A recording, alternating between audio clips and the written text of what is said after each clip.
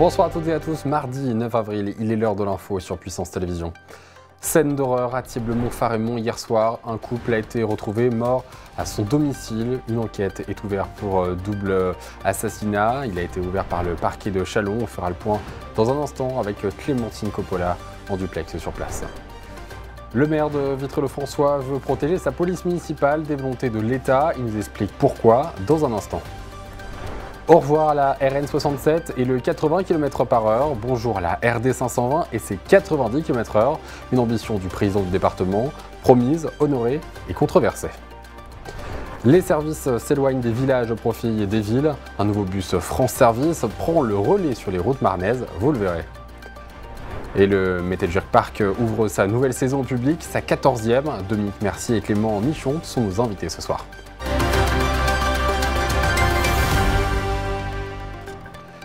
Lundi après-midi, 2 corps sans vie ont été retrouvés dans une maison de l'impasse du Château d'Eau, dans la commune de Thièble-Mont-Farémont, dans la Marne. Selon le parquet de Châlons-en-Champagne, il s'agirait d'un couple de 41 et 29 ans. Clémentine Coppola, vous êtes sur place. Quels sont les derniers éléments ? Effectivement, Antoine, je me trouve alors à l'entrée de l'impasse. Vous le voyez derrière moi, la scène de crime est beaucoup plus loin, tout au fond. Pour le moment, je ne peux malheureusement pas y accéder. Alors, comme vous l'expliquiez, effectivement, il s'agit d'un couple qui a été retrouvé mort à son domicile. Alors, visiblement, c'est la famille des victimes qui est arrivée sur place. Trouvant la porte ouverte, elle a pénétré dans la maison et avec horreur a découvert le corps des 2 compagnons dans la chambre conjugale. Alors, visiblement, il s'agit d'un assassinat puisque les 2 compagnons ont été touchés par des balles tirées par un tiers selon le parquet de Châlons-en-Champagne. Pour le moment, une enquête pour homicide volontaire a été ouverte dès hier et l'enquête a été confiée à la section de recherche de Reims. A-t-on pour l'heure plus d'informations sur l'identité des victimes ? Alors oui, on a un petit peu plus de détails. En tout cas, on pense que la jeune fille, selon nos informations, il s'agirait de Pauline, une jeune femme du coup originaire de Villiers-en-Lieu, en Haute-Marne. Elle avait 29 ans et il s'agirait également de son compagnon qui s'appelle Assine, qui a été retrouvé sur place. Alors lui, il semblerait originaire de Soissons. Alors c'est un couple qui, à la base, ne semble pas avoir d'ombre au tableau. En tout cas, il s'affiche très heureux sur les réseaux sociaux. Ils sont parents de 2 enfants, un enfant de 3 ans donc qui a été issu d'une première union du côté masculin, du côté de compagnons masculins, et d'un petit bébé de 7 mois. Alors l'histoire est assez terrible puisque ce petit bébé de 7 mois a été retrouvé sur place le jour où ses parents ont été découverts morts. Visiblement, il aurait assisté à la scène. Heureusement, il a été pris en charge et pour le moment, il serait au centre hospitalier de Reims. L'enquête est en cours. Alors Clémentine, le parquet de Châlons-en-Champagne s'est saisi de l'affaire pour assassinat. Exactement, donc affaire pour assassinat, effectivement, au vu des circonstances et au vu de l'arme qui aurait été utilisée, puisqu'il s'agirait d'une arme à feu. Pour le moment, des premières auditions ont été menées hier soir à la brigade locale, donc à celle de Thièble-Mont, par les gendarmes sur place. Et puis, les premières constatations, comme je le disais tout à l'heure, évoquent l'intervention d'un tiers. En tout cas, le parquet de Châlons-en-Champagne annonce 2 autopsies, celle des 2 compagnons demain, mercredi 10 avril, pour essayer d'en savoir un petit peu plus à ce sujet. Et pour l'instant, c'est donc la section de recherche, comme je disais, qui garde l'enquête et qui va poursuivre les investigations pour essayer de comprendre ce qui s'est réellement passé, toujours sous la direction du parquet de Châlons-en-Champagne. Merci Clémentine Coppola sur les lieux de ce terrible drame dans le département de la Marne. Vendredi dernier s'est ouvert un cycle de réflexion gouvernementale autour de l'évolution des polices municipales. Dans ce contexte, le maire de Vitry-le-François, Jean-Pierre Bouquet, a exprimé ses inquiétudes. Il co-signe même une tribune. Gaël Bossu. À quoi ressemblera le métier de policier municipal demain ? C'est la problématique qui a été mise sur la table par le gouvernement la semaine dernière lors du Beauvau des polices municipales. En clair, élus locaux, syndicats et autorités administratives se sont réunis pour discuter de l'évolution des polices municipales. Doctrine d'emploi, organisation, prérogatives, formation ou encore équipement, les sujets à trancher sont nombreux. Le gouvernement et le ministère de l'Intérieur souhaitent par exemple donner plus de responsabilités judiciaires aux policiers municipaux, une volonté qui a fait réagir plusieurs élus. Jean-Pierre Bouquet, maire de Vitry-le-François et président de l'Association des petites villes de France, a co-signé une tribune qui défend une séparation stricte des tâches entre police nationale et municipale. Tout le monde doit travailler en parfaite harmonie et en coordination, mais les polices municipales ne sont pas là pour faire le travail que l'État ne peut pas faire ou ne veut pas faire. Et donc on ne souhaite pas qu'on nous confie de nouvelles responsabilités judiciaires parce que ça serait dénaturer les polices municipales. Les polices municipales sont des polices locales à la main des maires qui sont les employeurs. Elles doivent rester des polices municipales et travailler en coordination avec l'État. Parce qu'en confiant des tâches administratives supplémentaires, des pouvoirs judiciaires supplémentaires aux polices municipales, eh bien l'État a l'idée de nous confier des responsabilités supplémentaires. Mais alors que les polices municipales ne sont pas faites pour cela. Et si on nous laisse cette possibilité, évidemment, on sait très bien que les services de l'État vont les abandonner, c'est l'exercice de ces responsabilités, et que ça sera exclusivement du champ local. Et donc c'est un transfert de charges. Alors que moi je veux faire observer également que l'État réduit les moyens des collectivités locales à travers la DGF, et que donc on ne peut pas nous demander de faire plus avec moins. Au 1er janvier 2024, l'ancienne RN 67 est devenue la responsabilité du conseil départemental de la Haute-Marne. Rebaptisée RD 520, cette route très empruntée par les poids lourds est repassée donc aux 90 km/h ce lundi. Une décision qui était promise depuis sa réélection par le président Nicolas Lacroix, mais qui aujourd'hui ne fait pas l'unanimité, en cause la sécurité routière. Loïs Large et Julien Carré. C'est officiel. La RD 520 repasse aux 90 km/h. C'était une promesse de Nicolas Lacroix après que le conseil départemental de la Haute-Marne en ait récupéré la gestion au 1er janvier 2024. On avait face à nous une anomalie, puisqu'on pouvait rouler à 90 km/h sur le réseau départemental, et sur cette ex-route nationale, qui est devenue route départementale depuis le 1er janvier, on roulait à 80 km/h. On a souhaité, bien sûr, avec l'ensemble de mes collègues du département, inverser les choses. Nous sommes passés en commission départementale de sécurité routière pour avis. Nous avons aussi présenté des chiffres, présenté un certain nombre d'engagements en matière de sécurité routière. Sur cette route de 104 km, 52 sont concernés par ce changement. Ainsi, sur les 4000 km de route gérés par le conseil départemental en Haute-Marne, plus de 800 sont désormais limités à 90 km/h. Cet axe relie Saint-Dizier à Semoutier et passe notamment par Joinville et Chaumont. Véritable colonne vertébrale du département, elle est réputée pour être particulièrement dangereuse et accidentogène. Entre 2018 et 2023, 22 accidents et 14 morts ont été recensés. Le passage aux 90 km/h ne fait donc pas l'unanimité. Les routes départementales sont les routes les plus accidentogènes. Donc il y a vraiment une attention particulière à avoir.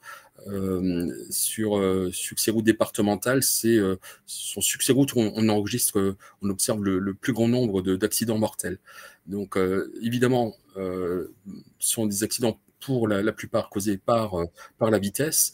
Donc le meilleur choix, c'est de maintenir la vitesse à 80 km/h. Pour rappel, la Haute-Marne devenait en janvier 2020 le premier département français à repasser certaines de ses routes à 90 km/h.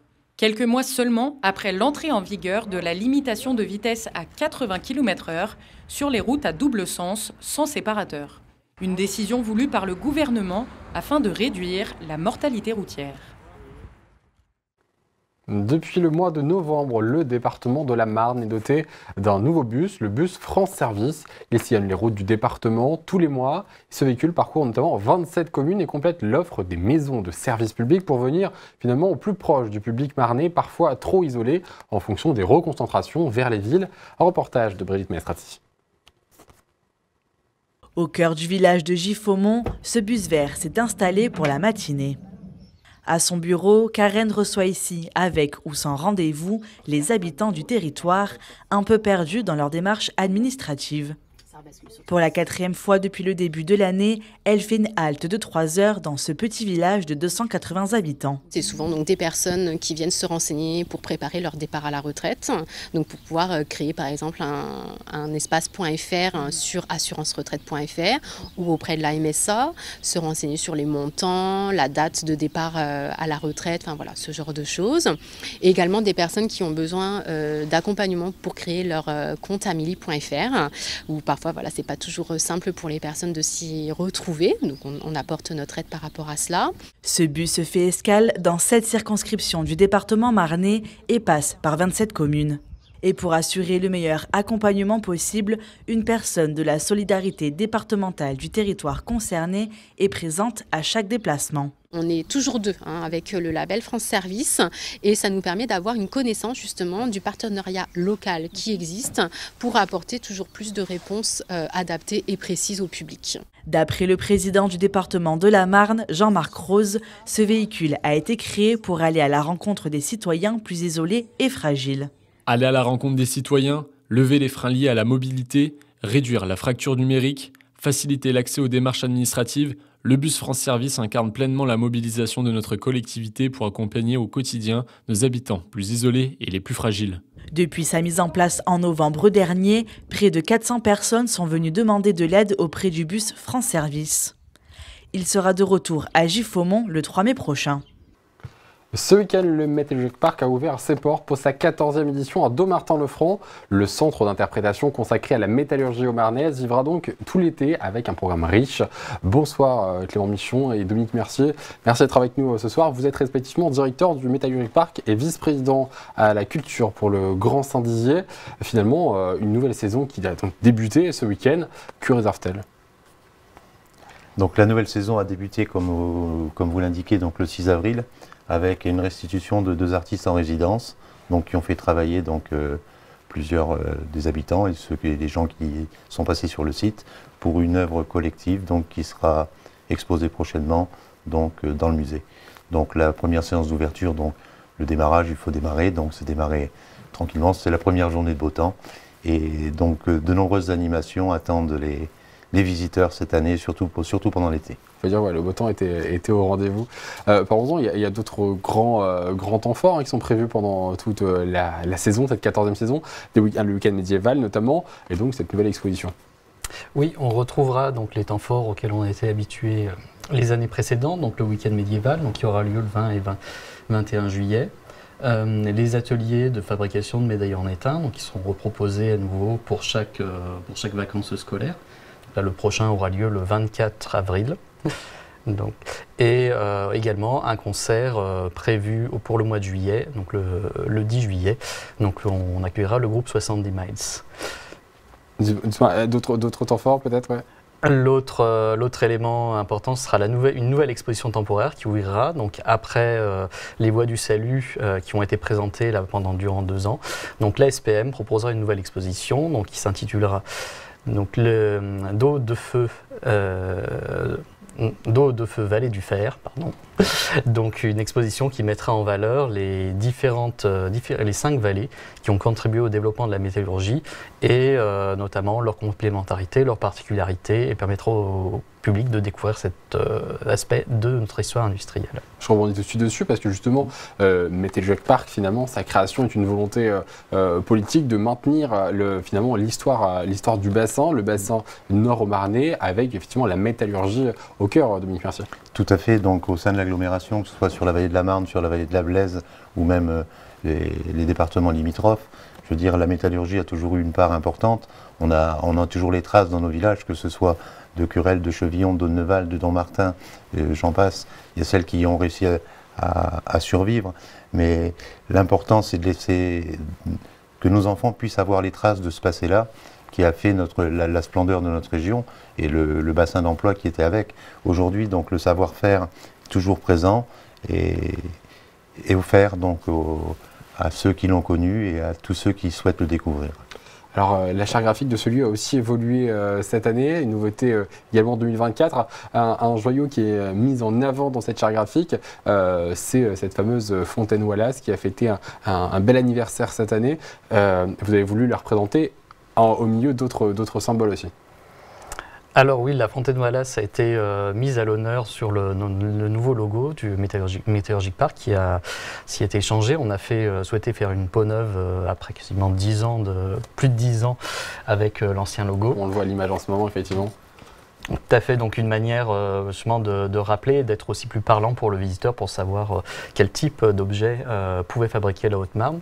Et notamment, donc on a aussi revu la présentation de nos différents documents, et notamment la fontaine Wallace, donc peut être visible notamment sur de nouvelles affiches qui seront diffusées prochainement, donc au milieu notamment de chevaux, donc qui vont rappeler aussi les chevaux du pont Alexandre III, donc qui ont été fabriqués ici, et donc différents éléments après qui représentent la métallurgie, notamment donc un fondeur en action ou encore une version graphique du bâtiment de Metallurgic Park. Un clin d'œil modernisé, rassemblé pour ce logo. Oui, tout à fait. Il est important aussi de se rendre en juillet-août donc à la SPM, au musée de la métallurgie, puisqu'on peut voir aussi tout ce qui a pu être fabriqué.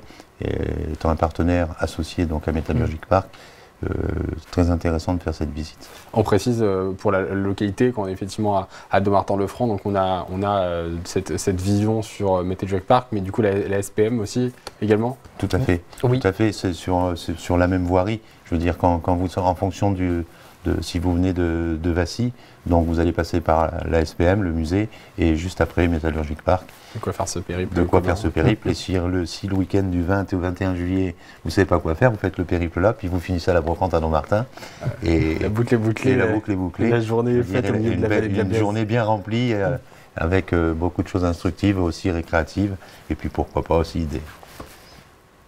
Il y a de quoi faire en fait finalement à Metal Park. On peut se dire aussi un des publics aujourd'hui, on essaye définitivement d'informer notre public ici localement, de venir effectivement faire ce détour jusqu'à Dommartin-le-Franc. Un public qui est peut-être aussi par ricochet, j'ai envie de dire, le tourisme qui vient pas très loin au lac du Der notamment, qui pourrait venir découvrir ce qui est finalement ce patrimoine industriel au Marnais. C'est le but du jeu, on essaye de faire un parcours en partant de Somboire, où là on a dans le musée aussi où tous les moules sont exposés. Et, on avait essayé de faire des parcours, je veux dire, groupés de manière sur les entrées pour ensuite finir à Metallurgic Park. Donc là, on est sur les premières années. Maintenant, je pense qu'il faut que les touristes qui sont sur le lac du Der, qu'on ait plus de visibilité, parce que Dommartin, c'est quand même encore assez éloigné. Je pense qu'il y a une notion de distance à 20 minutes. Venez visiter Dommartin, tout simplement. C'est éloigné aussi peut-être de Saint-Dié des autres bourgs, mais quand on y est, on est non, mais la signalétique, je parle. La signalétique, donc on va la rencontrer qu'aux abords, aux alentours de Vassy, alors que par rapport au Der, je pense qu'il y a un travail à accomplir pour que les gens aient plus de visibilité par rapport à tous ces touristes qui viennent fréquenter le lac du Der en abondance, surtout cette année, avec les 50 ans et toutes les manifestations qui sont présentes, qui se jouent. Je veux dire, il faut qu'on soit présent aussi sur le lac pour qu'on ait envie de venir voir ce qui se passe à Metal Park. En tout cas, quand la démarche est faite, on arrive, on est satisfait de voir tout ce qu'on peut rencontrer justement à Metallurgic Park. C'est ça, je voulais même ajouter que pour les amateurs de tourisme vert, il peut tout à fait se rendre du lac du Der jusqu'à Metallurgic Park en vélo, et les pistes cyclables qui permettent de passer ainsi une belle journée en alliant à la fois nature et culture. Un atout de plus, nature et culture, on va garder ce mot de la fin. Merci beaucoup d'avoir été avec nous ce soir pour nous parler donc de cette 14e édition qui a débuté donc au Metallurgic Park. Rendez-vous prochainement, rendez-vous pour l'information quant à nous demain à 19h, ce sera l'info. Très bonne soirée à vous sur Puissance Télévision.